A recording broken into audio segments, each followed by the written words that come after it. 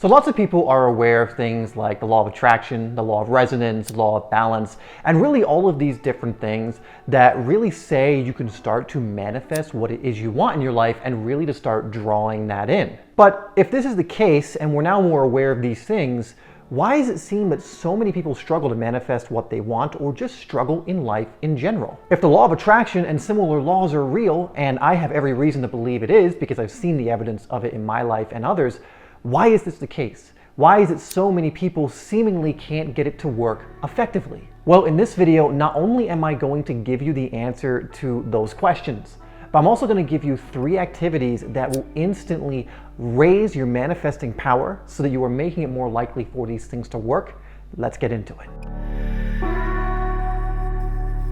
So this, unfortunately, is the first one we need to cover because so many people skip this one or don't think it's as important as it actually is, and it's one of the biggest blocks a lot of people have when it comes to manifesting. You see, the outer world, the physical world, follows the inner world, and that's not changing anytime soon. Yet most people still put way more emphasis on the physical world rather than the inner world, and then wonder why the things they want to manifest are not coming in. Manifestation always starts with the inner world. The more cultivated, the more beautiful, the more coherent your inner garden is, so to speak, the more powerful, the more inspired, the more impactful your physical expressions or your physical actions are going to be. Doing the inner work helps you to really stay focused on that which is actually a priority to bring in the things that you want to attract, and really starts removing the distractions that so many people find themselves in on a daily basis. So essentially, it keeps you focused on the things you actually want from your higher self at a high conscious place, and it starts to starve out or remove the things that you're doing more from an egoic kind of old story comfort zone type of place. And doing the work also helps you to release and literally expand your energy that you can then put towards manifesting the things that you want. So my invitation to you would be to really take stock on how much inner work or how effectively you're doing the inner work on a daily basis, and just be honest with yourself.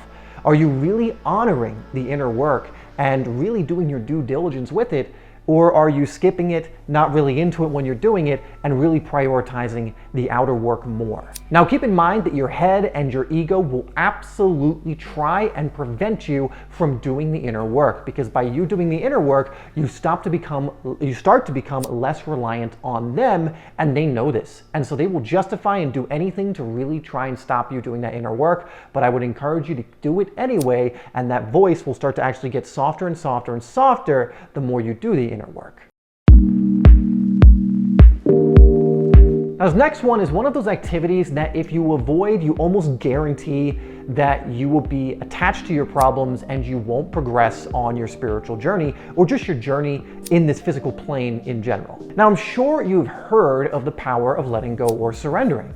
But are you actually engaging in this practice on a near daily basis, or is it again something you maybe skip? You see, we hold on to so many patterns and old stories and traumas and energy that is completely unnecessary to hold on to. And like it says in the 4 agreements, we unfortunately replay these traumas and stories and energies over and over again as if we're trying to take responsibility for one mistake we made 10,000 times.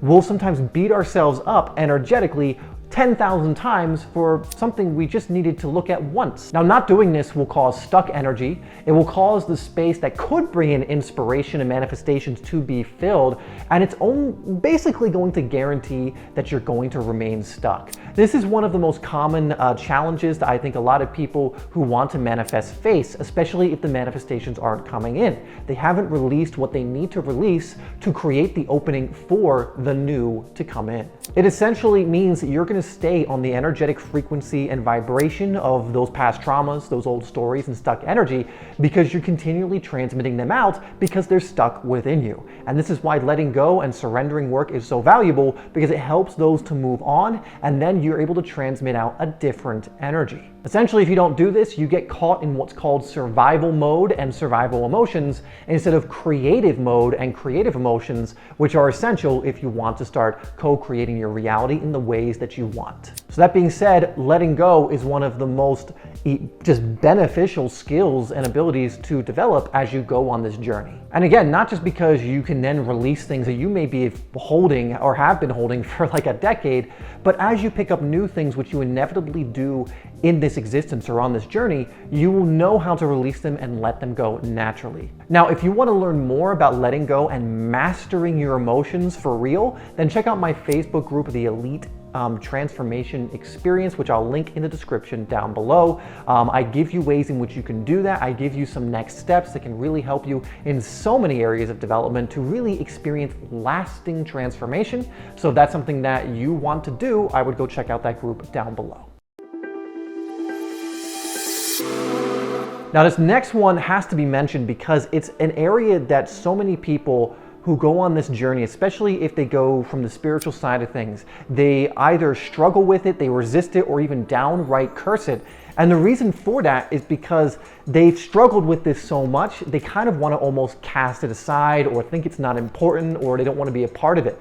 But that's usually not what ends up happening. You end up actually really suffering in this area. And what this area is learning about wealth and abundance and how to grow it consciously and from a high vibration in your own life. You see, money and wealth is only a tool that amplifies the person that you are. So actually, someone who is spiritually immature that acquires wealth only amplifies that within them.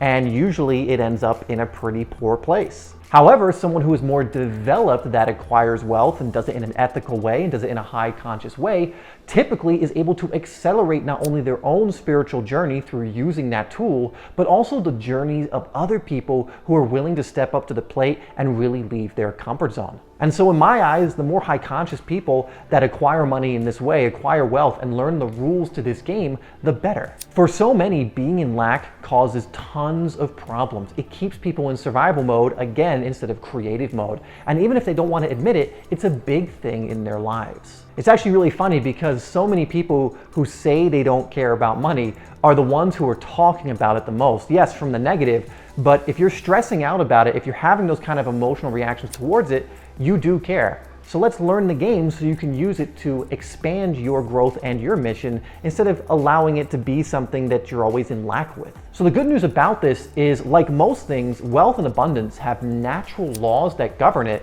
that you can learn in order to expand it in your own life. And again, if you're a spiritual, ethical, just really mature person, your expansion of wealth only stands to benefit the people around you and the rest of the planet. I like to look at it as a win-win-win situation. It's a win for you because you're now taken care of in this area. You don't have to struggle or worry about it. And it also really helps you to expand and grow faster. It is a win for the people around you because now you're growing, you can contribute in different ways, you can help more people. And as you grow, you actually expand consciousness. And it's a win for the planet and the collective because again, as you expand your consciousness, as you grow faster, as the people who you're connected to energetically grow faster as a result as well, that improves the collective consciousness and helps that expand as well. Instead of like being a win-lose-lose situation where people only care about money or try and exploit people, that's a different thing and actually hurts not only them but everyone in the long run, yes. But again, that's why I'm saying, in my eyes, the more spiritually developed and ethical people that acquire wealth,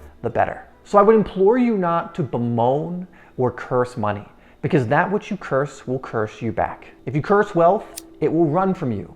If you resist it, it'll run from you.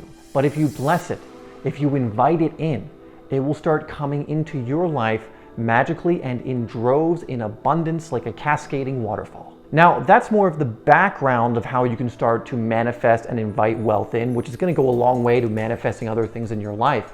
But I actually have another video that gives more information on this and also gives you some tools and techniques you can apply right now. So I'd go watch that video here. It's especially going to be good for those of you who are struggling a little bit with manifesting the finances. And I go over it in a spiritual way, again, from the inner world, then the outer world, the outer following the inner. So go watch that next if that resonates with you.